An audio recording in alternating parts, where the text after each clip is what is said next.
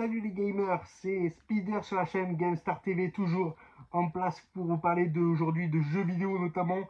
Et on va plus précisément parler d'un sujet bien précis.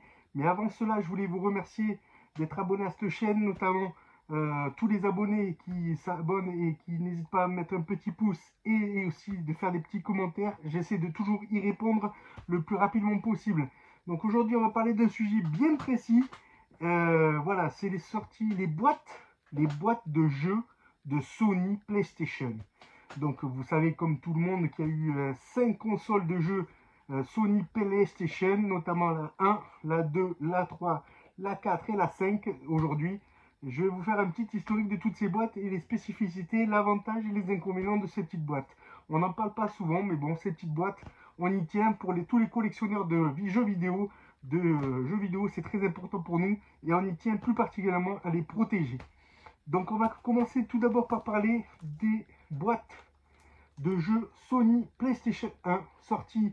Donc la PS1 qui est sortie le 29 septembre 1995. Notamment là on voit un beau jeu X-Men 2. Donc vous voyez la boîte est plutôt en bon état. Mais c'est vrai que ces petites boîtes de PlayStation 1 à l'époque en 1995, elles sont facilement cassables. Donc la plupart du temps on les retrouve cassées soit ici au niveau des encoches, quand on ouvre la boîte notamment, ou on les trouve fendus notamment souvent.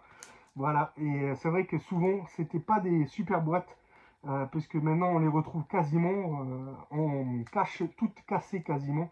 Et voilà, il faut les trouver vraiment en bon état, soit sur des sites professionnels avec des pros qui les vendent, ou soit vous les trouvez sur Vinted à des gens qui les ont collectionnés et qui ont fait attention à leur collection. Mais c'est vrai que ces petites boîtes en 1995, quand elles sont sorties, c'était magique. Il y a une notice souvent qui était un peu lourde. Le jeu est lourd, notamment puisque la notice, et il y avait une fascicule devant pour mettre, qui d'ailleurs s'emboîtait pas forcément facilement dans le jeu, puisque du coup, c'était pas évident de voir cela, puisque cette petite boîte, il y avait un petit encoche pour mettre le fascicule, la jaquette avant notamment. Et c'est vrai que c'était pas évident de la mettre, cette jaquette avant. Il y avait juste des encoulures de chaque côté ici. Voilà, mais c'était pas super top. Souvent, elles sont en dehors du site. Et les notices, c'est pareil. Elles sont assez lourdes des fois, certains jeux. Et d'autres aussi il y avait des doubles CD, double boîte. Donc voilà, ça commençait déjà à l'époque. Mais là, c'est des boîtes simples qu'on va parler. Avec ici également un petite pastille pour dire que c'était PlayStation, réfléchissant. Ça, c'était hyper important de l'avoir. Et souvent, on avait le PlayStation marqué sur le noir ici, là, sur l'encolure, sur la collerette. On avait aussi marqué PlayStation. Donc voilà ces petites boîtes. Et là, ça, c'est la jaquette arrière. Alors souvent, elles sont en mauvais état. Maintenant, on les retrouve souvent en mauvais état. Mais bon, on essaie de les upgrader souvent pour qu'elles soient en super bon état et les trouver dans cet état-là. Donc voilà, pour parler de PS1, en tout cas, ces boîtes-là, on y a joué souvent. Moi, j'y ai joué souvent. Et je suis plutôt content de ces boîtes, même si elles sont très fragiles. Très, très fragiles. Mais on va en parler des autres aussi. Des autres PlayStation, c'est un peu la même histoire aussi. Donc pour ce PS1, si vous avez des commentaires, n'hésitez pas à mettre des commentaires sur la jouabilité des boîtes. On n'en parle pas souvent, c'est vrai, mais c'est vrai qu'elles sont pas très solides ces boîtes PlayStation. Donc voilà, ensuite on va parler de PlayStation 2 maintenant, avec ses boîtes bleues notamment, avec son design un peu spécifique, voilà, avec son colure, voilà. C'est avec toujours, là on retrouve derrière la pastille, des fois elle était devant, voilà, elle est derrière, sur ce jeu par exemple sous le calibre, donc sous le calibre, c'est un très bon jeu aussi. Et voilà, donc en fait c'est pareil, ça, c'était un peu plus costaud que la PS1 quand même au final. Si on réfléchit bien, c'est un peu plus costaud quand même. Les boîtes sont en meilleur état de nos jours. Voilà, les jeux sont sortis la PS2 bien sûr est sortie le 24 novembre 2000. Donc les jeux datent de 2000, ces boîtes-là. Donc en fait, quand on les ouvrait, voilà, on avait le fascicule avec les petites encoulures ici, mais des fois qui étaient cassés. Donc voilà, qui bloquait la notice notamment. Et le CD à l'intérieur, voilà. Donc c'est pour ça qu'il fallait faire très attention. Des fois on pouvait mettre même la mémoire la carte mémoire notamment pour sauvegarder les jeux. Mais bon, la plupart du temps, on les mettait rarement. Moi en tout cas, je les mettais rarement et restait sur la console ou à l'extérieur, mais jamais dans les boîtes de jeux notamment. Donc voilà, Donc ces boîtes-là un peu plus solides, le fascicule, elles sont un peu plus jouables et plus costauds. Sony avait réfléchi à avoir des boîtes un peu plus solides. C'est les plus grandes par contre au niveau taille des PlayStation. La plus grande taille c'est celle-ci. La plus petite des boîtes c'était celle-ci. Donc en fait l'évolution est palpable. En même pas 5 ans, l'évolution de la PlayStation 1 à la PlayStation 2 a été incroyable. Non seulement les graphiques, mais qui se sont un petit peu légèrement améliorés au niveau de la 2D notamment. Donc voilà, ça c'était hyper intéressant par contre. Voilà. L'évolution a été phénoménale entre la 1 et la 2. Et je ne vous parlerai pas des autres qui vont suivre ensuite. En tout cas, cette boîte-là, PS2, était très solide et on en retrouve toujours en bon état de nos jours. Bon, des fois, si elles sont cassées, il suffit qu'on les écrase ou autre comme ça. Ça peut abîmer complètement la boîte. Mais c'est vrai que je les aime bien, ces petites boîtes-là. Elles étaient assez solides à l'époque. Ensuite, on va passer à PlayStation 3. Voilà, moi perso, je les aime pas tant que ça, ces boîtes PlayStation 3, parce que tout simplement, déjà, il y a Blue Disc là-haut, là, je comprends pas pourquoi. Bon, c'est l'évolution par rapport à la 1 et la 2.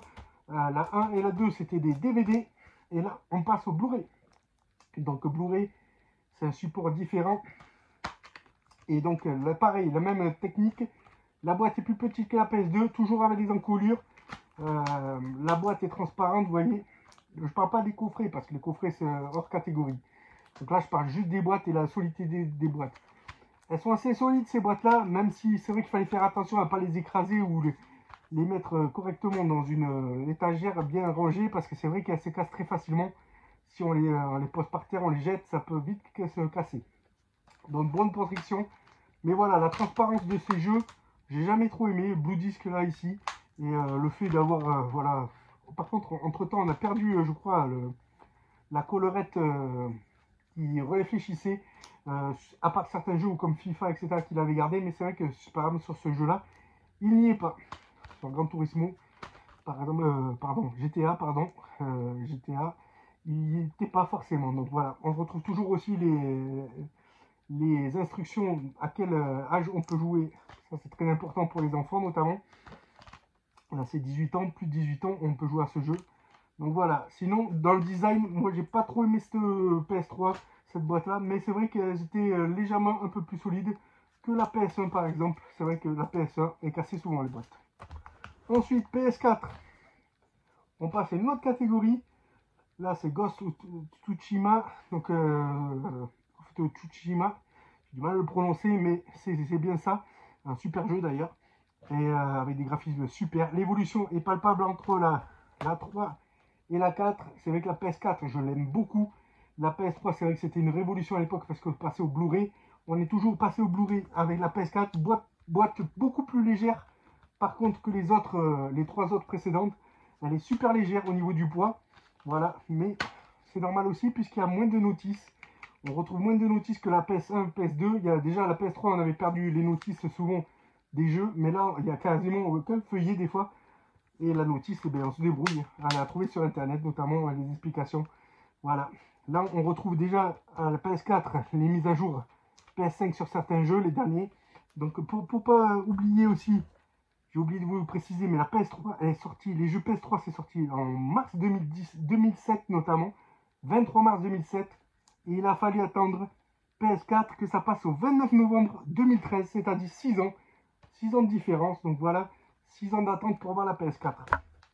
La PS4, super boîte aussi, mais très fragile, parce que très légère et très fragile. Parce que ces liserés bleus là, notamment, elles sont tellement peu épaisses que des fois ça ferme très mal et ça se casse notamment. Il faut faire super attention à les protéger. C'est pour ça que souvent on les met dans des crystal box, c'est super intéressant de les protéger. Souvent l'écrasement aussi fait que ça casse également à l'intérieur, notamment au niveau du CD ici, là, ça casse souvent. Et on les retrouve cassés ici, ici et là. Donc il faut faire très attention à ça et bien les protéger. Voilà l'évolution qui a été palpable. Et ensuite, on retrouve la PS5 qui est sortie le 19 novembre 2020 notamment. Et une nouvelle boîte, mais qui ressemble totalement à la PS4. Même taille, même format, sauf que c'est PS5 est blanc et PS4 blanc. C'est la même, elles sont quasiment identiques au niveau du poids. Voilà, là on retrouve Final Fantasy XVI, notamment sur PS5. Donc c'est pareil, c'est la même chose. Elle reste fragile au niveau des encolures ici. Et au niveau d'ici également, voilà, les jaquettes, elles sont à l'intérieur notamment. Donc cette évolution, pareil, a été une évolution énorme puisque il a fallu attendre de la PS4 à la PS5 7 ans au total, 7 ans exactement, pour avoir la PS5 qui est sortie et cette nouvelle boîte qui n'ont pas changé. Sony n'a pas inventé quoi que ce soit, ils ont juste repris le même modèle pour sortir ça. Peut-être forcément des économies, peut-être, mais il n'y a rien d'extraordinaire par rapport à ceci. Donc voilà, c'était une vidéo toute simple, basique. Voilà, avec cette évolution des jeux de Sony, notamment PS1 à la PS5 notamment. C'était juste une anecdote, c'est vrai qu'on n'en parle pas souvent, mais ces petites boîtes, pour les collectionneurs, c'est très important. On les collectionne, donc on y fait très attention. Et moi, personnellement, dans ma collection qui est là, j'essaie vraiment de les mettre bien posés, pas trop abîmés. Je ferai d'autres vidéos dans ces cas-là sur la Sega, notamment sur l'aspect des jeux Sega d'anciens temps à nos jours, et également de Nintendo également. Ça sera intéressant de savoir tout ça. Donc merci beaucoup d'avoir suivi cette vidéo. Un peu d'histoire, un peu de technique au niveau des boîtes. C'était pour vous aujourd'hui que j'ai fait cette vidéo. J'espère que n'hésitez pas à vous abonner et à liker surtout pour le courage et la force pour ces vidéos. Je vous remercie beaucoup à tous. Vous êtes de plus en plus nombreux à me suivre. Et à très bientôt sur la chaîne GameStar TV. À bientôt, gamers.